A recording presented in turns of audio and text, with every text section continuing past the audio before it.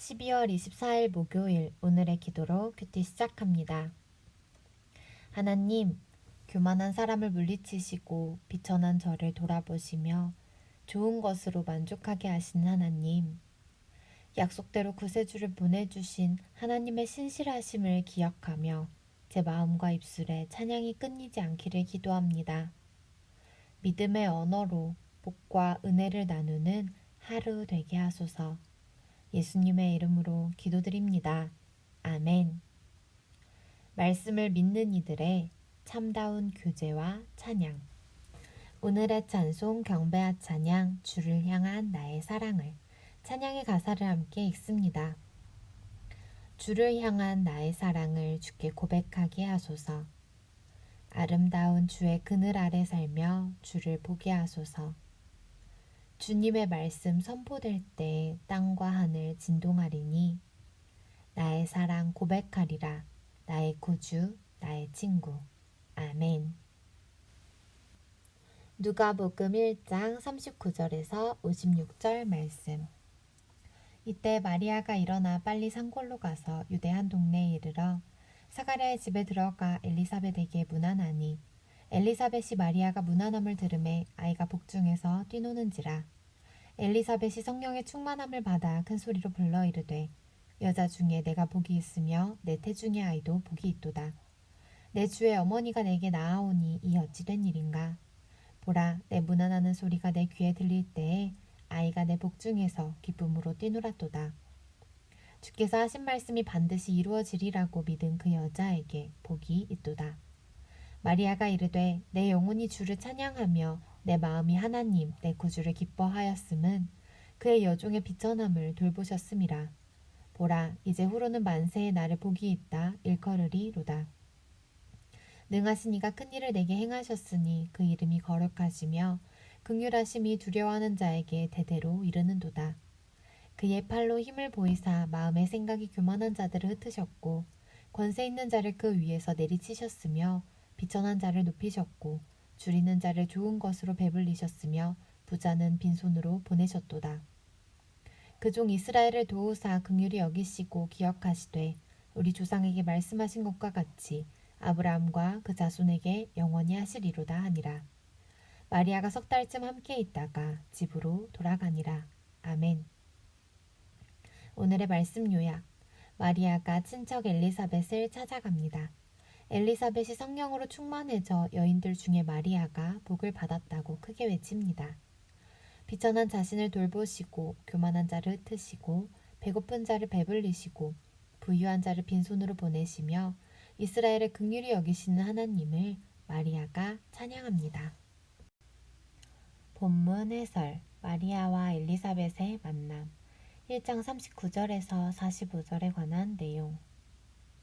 성령 충만한 믿음의 사람과 교제하는 것은 영적 성장에 도움이 됩니다. 천사에게 수태고지를 받은 마리아는 부모나 약혼자 요셉이 아닌 엘리사벳을 가장 먼저 찾아갑니다. 그는 마리아를 위해 하나님이 준비해 주신 영적 멘토라 할 수 있습니다. 마리아가 무난하자 엘리사벳의 태중에 있던 아이가 먼저 기쁨으로 반응합니다. 그 아기는 주님의 길을 준비할 세례자 요한입니다. 동시에 엘리사벳이 성령 충만함을 받아 마리아를 내 주의 어머니라고 부르며 축복합니다. 하나님의 말씀에 믿음으로 반응한 마리아가 여인 중에 가장 복되다는 뜻입니다. 은혜 입은 사람들이 나누는 믿음의 교제는 선하고 아름답습니다. 잠시 멈추고 질문에 답해주세요. 수태고지를 받은 마리아가 엘리사벳을 가장 먼저 찾아간 이유는 무엇일까요? 첫 번째 줄. 성령 충만한 믿음의 사람과 교제하는 것은 영적 성장에 도움이 됩니다. 천사에게 수태고지를 받은 마리아는 부모나 약혼자 요셉이 아닌 엘리사벳을 가장 먼저 찾아갑니다. 그는 마리아를 위해 하나님이 준비해 주신 영적 멘토라 할 수 있기 때문입니다. 나는 오늘 누구와 교제하면서 어떤 축복과 믿음의 말을 해줄까요? 우리 각자에게 떠올려 주신 그 사람들을 생각하며 함께 아름다운 믿음의 교제 나누시기를 축복합니다. 마리아의 찬양 1장 46절에서 56절에 관한 내용. 하나님의 성품과 그분이 하시는 모든 일은 찬양의 근거가 됩니다.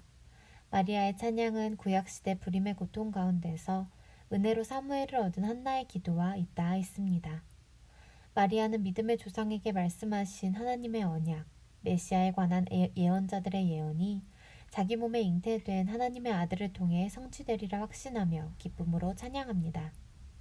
하나님은 권세와 부에 기대해 교만한 자를 낮추시고 비천한 자리에서 그분을 의지하는 자를 높이십니다. 마리아의 찬양은 언약을 지키시는 하나님의 신실하심과 공의가 예수 그리스도를 통해 실현될 것을 믿는 모든 성도의 신앙 고백이기도 합니다. 하나님의 구원 역사와 은혜를 깊이 묵상하는 사람의 입에서는 찬양이 절로 흘러나옵니다. 잠시 멈추고 질문에 답해주세요. 마리아가 하나님을 찬양한 이유는 무엇인가요? 위에서 네 번째 줄. 마리아는 믿음의 조상에게 말씀하신 하나님의 언약, 메시아에 관한 예언자들의 예언이 자기 몸에 잉태된 하나님의 아들을 통해 성취되리라 확신하며 기쁨으로 찬양합니다. 나는 어떤 이유로 하나님을 찬양할지 구체적으로 기록하고 그 내용을 하나님께 고백드리는 시간 가져주세요.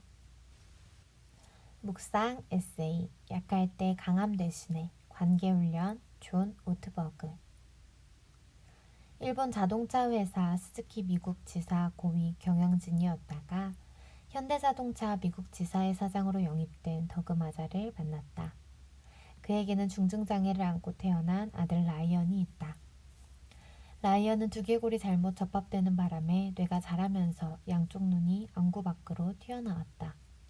그로 인해 눈도 멀고 말도 하지 못하는 몸으로 휠체어에 갇혀 산다. 아들을 통해 자신의 약함을 경험한 마자는 자동차 업계의 성공적인 커리어를 마무리한 후 약 6억 명의 장애인들을 사랑하고 돕는 사역단체인 조니와 친구들의 대표가 되었다.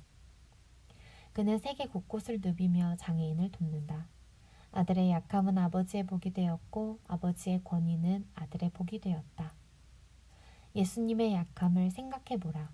전능하신 하나님이 10달 동안 여인의 자궁에서 사셨다는 것이 무엇을 의미하는지 곰곰이 묵상해보라. 엘리자베스 간돌포의 표현을 빌리자면 전능하신 하나님이 배고프다고 울고 대소변을 못 가리고 코를 질질 흘리는 작고 쭈글쭈글하고 불그스레한 인간이 되셨다. 예수님이 한낱 인간처럼 굶주리시고 갈증을 느끼시고 눈물을 흘리시고 피곤해 주무시고 피를 흘리시고 배신을 당하시고 지독히 얻어맞으시고 십자가에 달리신 그 약함에 대해 생각해보라. 그분의 약함으로 인해 언젠가 우리의 약함은 아름다워질 것이다. 이것이 우리의 소망이다. 한 절 묵상, 누가복음 1장 48절과 51절에 관한 묵상. 예수님은 로마 제국과 헤롯 왕이 통치하는 폭력과 야만의 시대에 태어나셨습니다. 그들 아래 신음하는 세상은 구원을 간절히 기다렸습니다. 하나님은 스스로 비천한 여종이라 고백하는 마리아를 통해 역전의 드라마를 전개하기 시작하십니다. 그녀를 통해 오신 메시아는 십자가 죽음과 부활을 통해 영원한 생명과 복을 선물하십니다.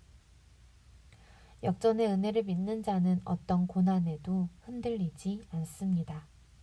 절망 대신 소망을 노래합니다. 진정한 안전은 위험의 부재가 아니라 하나님의 임재다. 스티브 밀러. 오늘의 기도 드립니다. 하나님, 교만한 사람을 물리치시고 비천한 저를 돌아보시며 좋은 것으로 만족하게 하신 하나님, 약속대로 구세주를 보내주신 하나님의 신실하심을 기억하며 제 마음과 입술에 찬양이 끊이지 않기를 기도합니다. 믿음의 언어로 복과 은혜를 나누는 하루 되게 하소서. 예수님의 이름으로 기도드립니다. 아멘. 하나님 안에서 믿음의 언어로 복과 은혜를 나누시는 매일매일 되시길 축복합니다. 오늘의 큐티를 마칩니다. 감사합니다.